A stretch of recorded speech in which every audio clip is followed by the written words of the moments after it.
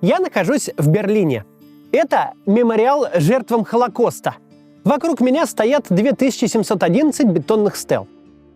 Не стоит искать какой-то скрытый смысл в этом числе. Тут нет никакого символизма. Символично совсем другое. Мемориал, посвященный жертвам гитлеровского режима, занимает огромную площадь прямо в самом центре германской столицы. Евреи, цыгане, восточные славяне, люди с инвалидностью, гомосексуалы, свидетели Иеговы, коммунисты и социал-демократы, жители Ленинграда, советские военнопленные. Жертвами нацизма были самые разные группы людей, объединенных по принципу расы, национальности, гражданства, здоровья, сексуальной ориентации, религии, политических взглядов или даже просто по географическому принципу. По отношению к каждой социальной группе нацисты разрабатывали отдельную политику репрессий. Кого-то хотели истребить вплоть до последнего младенца. Численность других людей намеревались сократить. Кого-то насильственно стерилизовали, кого-то морили голодом. Сейчас в германском обществе существует консенсус. Сложный клубок нацистских преступлений необходимо распутывать. Память обо всех пострадавших от нацизма нужно чтить. Места памяти следует сохранять, все обстоятельства тщательно исследовать, личности всех жертв и их палачей устанавливать поименно.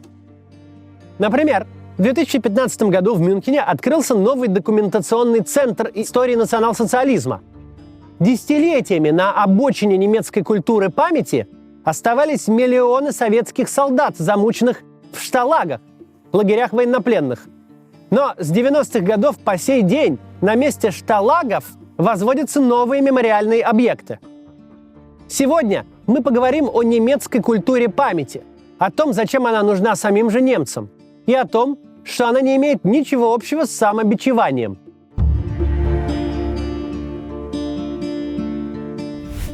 Не стоит думать, что немцы сразу же после войны пришли к необходимости разобраться со своим прошлым. Это совсем не так. Само понятие «культура памяти» вошло в обиход в Германии лишь в 90-е годы. Большой общественный сдвиг произошел в 1995 году, когда в Германии открылась долговременная выставка под названием «Война на уничтожение. Преступления вермахта». Экспозиция вызвала бурные дискуссии национального масштаба. Тогда рухнул важнейший бастион психологической самозащиты, так называемый миф о чистом вермахте. Немцы хотели верить, что военные преступления в годы войны были исключительной прерогативой СС, Einsatzgrupp и Гестапо. То есть, пускай и многочисленной, но ограниченной группы лиц. По этой логике остальные миллионы военнослужащих строевых частей были ни при чем и просто исполняли свой воинский долг. Концепция была удобной, но совершенно не соответствовала объективным фактам. В беспрецедентных преступлениях против человечности не косвенно, а непосредственно были задействованы миллионы немцев, и это потомкам участников событий пришлось через полвека осознать и принять. После войны в 1948 году аж 55% немцев считали нацизм хорошей идеей, просто плохо реализованной. В то время немецкий публицист Ойген Коган констатировал, что большинство его соотечественников в принципе не видят никакой причинно-следственной связи между преступлениями нацистов и последующим разрушением германских городов. Немцы, как писал Коган, были просто озлоблены на союзников, которые разбомбили их города и оккупировали страну. Размышляли примерно так. Даже если нацисты и истребляли целые народы, даже если это типа и правда, что далеко не факт, то это все мелочи в сравнении со страданиями разоренной и потерявшей свои территории Германии. Вот примерно так, по свидетельствам Когана, и рассуждали после войны немецкие обыватели.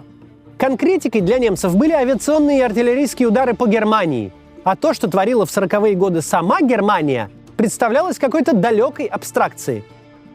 В 50-е годы нацистские преступники в Западной Германии стали попадать под амнистию, некоторые даже возвращались во власть. В августе 1953 года социологи задали жителям ФРГ вопрос: как вы думаете, можно ли упрекнуть немецких солдат за их поведение в оккупированных странах во время войны? 55% ответили «нет». 21% лишь в некоторых случаях можно упрекнуть. Утвердительно ответили только 6% опрошенных. 18% затруднились с ответом. В 1965 году Сенат Западного Берлина отклонил проект создания музея Холокоста в здании, где в 1942 году проходила Ванзейская конференция. На ней обсуждалось окончательное решение еврейского вопроса. Автор проекта, немецкий историк и бывший узник Аушвица Йозеф Вульф, опубликовавший 18 книг о Третьем Рейхе, в 1974 году покончил с собой от отчаяния и невозможности достучаться до сограждан и властей. Музей Холокоста в доме Ванзейской конференции в итоге все же открыли, но лишь в 1992 году.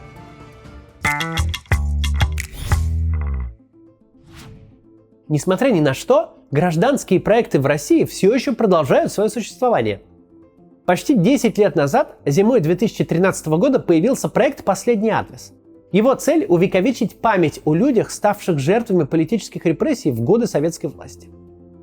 На фасадах домов, которые были последними прижизненными адресами жертв сталинских репрессий, проект устанавливает памятные знаки – небольшие стальные таблички. На каждой – имя человека, его профессия, дата рождения, ареста, расстрела. И обязательно дата реабилитации. На сайте проекта вы можете узнать историю каждого, чье имя на памятной табличке, и увидеть документы его дела, посмотреть фотографии. Одним из инициаторов проекта стал журналист Сергей Пархоменко. Он и сейчас является координатором «Последнего адреса». С началом войны проект не прекратил работу. Почти каждое воскресенье участники выходят на улицы российских городов, устанавливают новые таблички или восстанавливают поврежденные. Эта работа не должна остановиться. Сейчас «Последний адрес» ищет волонтеров и энтузиастов по всей стране для помощи. Конкретно «Последнему адресу» нужны специалисты, которые помогут развивать и вести его аккаунты в социальных сетях, прежде всего в Твиттере, Инстаграме и Телеграме. Если вы опытный СММщик, хотите помочь или ищете работу на зарплате, это тоже возможно, и хотели бы стать частью проекта «Последний адрес», пожалуйста, заполните анкету по ссылке в описании. Мне самому этот проект очень нравится. Я был на презентации первой таблички, я его поддерживал с момента его появления, так что призываю вас поучаствовать. Это классная история. Другая история, связанная с исследователем Фрицем Фишером, который был раскаявшимся нацистом. В 1961 году он опубликовал научную работу «Рывок к мировому господству». В своей книге Фишер пришел к выводу, что германский империализм – причина обеих мировых войн. Такими соображениями он пошатнул все общественные устои. Ладно, вторая, но уж Первая-то мировая война, по мнению немцев, была совершенно точно сугубо оборонительной. Фишера стали травить в прессе. В нападках на историка участвовал даже федеральный канцлер Западной Германии того времени Людвиг Эрхард. Крупнейшие немецкие мыслители, такие как философ Карл Ясперс, писатель Ханс Вернер Рихтер, основавший антифашистское литературное объединение «Группа 47» и другие, все они оставались носителями маргинальных идей как минимум до 70-х годов. 7 декабря 1970 года канцлер ФРГ Вилли Брандт совершил спонтанный поступок, который навсегда вошел в историю Германии. Во время своего визита в Польшу он встал на колени перед памятником героям Варшавского гетто. Тогда половина западных немцев сочли коленопреклонение избыточным и неуместным. Однако Брандт все-таки сумел толкнуть камень с горы. Современная Германия считает его образцом ответственного политика. О Вилли Брандте на нашем канале, кстати, выходил целый документальный фильм. Обязательно посмотрите его, если еще не видели.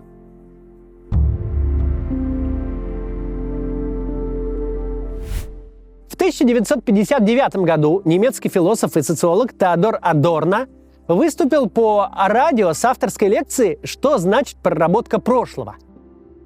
В своей работе Адорно масштабировал принципы индивидуальной психотерапии до общенациональных. По его словам, немцы старательно вытесняли из памяти травмирующие воспоминания. А когда речь заходила о преодолении прошлого, граждане Германии понимали это так: нужно перевернуть страницу и обо всем забыть. Адорно утверждал, что такой подход – это путь в никуда, что он разрушителен для самого немецкого народа. По его мнению, как и в случае с индивидуальными травмами, коллективную травму Второй мировой войны немцам необходимо вдумчиво проговаривать и принимать.